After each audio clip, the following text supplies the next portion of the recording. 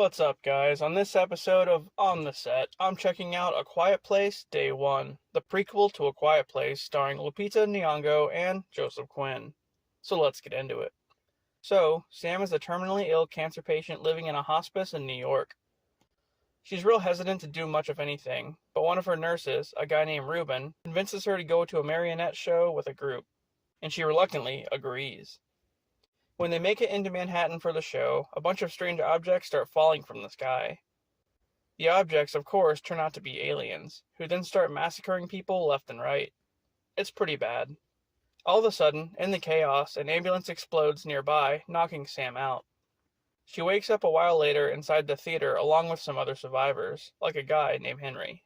Henry quickly motions for her to be quiet. As it's discovered by them, the aliens only react to sound. Just then, the military flies by in helicopters warning people to be quiet.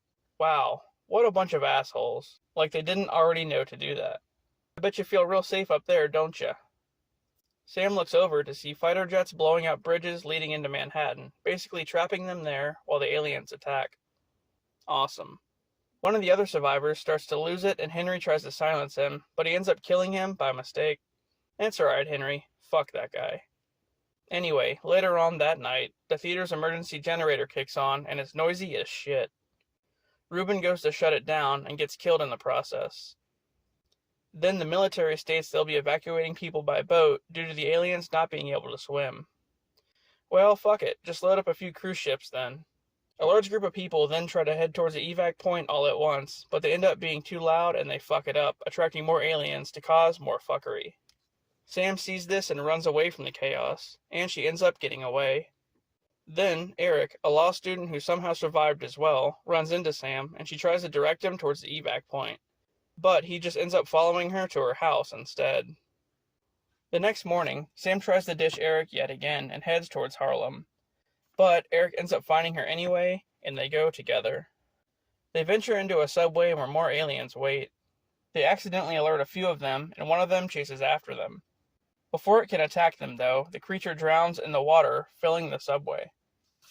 Afterward, they end up in a church where Sam rests after getting injured. Eric goes out to find her some medicine. Yeah, go venture off alone, man. Cool. Surprisingly, he returns with the medicine, and Sam tells him one of her bucket list things to do before she dies is go to a jazz club in Harlem, one that her father used to play at when she was a kid. So, they end up making it to the club, and they see boats leaving Manhattan that are full of people. After seeing this, they go to the shore, but more aliens appear. So Sam does some crazy shit and runs back to the street and starts to smash car windows as a distraction. However, this works and the aliens follow her. Eric gets rescued by Henry and they leave on a boat. Meanwhile, Sam puts a song on her iPod alerting more creatures to her location. The end. Well, that was a pretty good movie. Lupita was good, and Djimon Hounsou and Joseph Quinn were too. But with that being said, we still don't know where the aliens came from. I figured this movie might answer that, but it didn't. And it sucks that Sam had to sacrifice herself, but she did so willingly, so that's cool.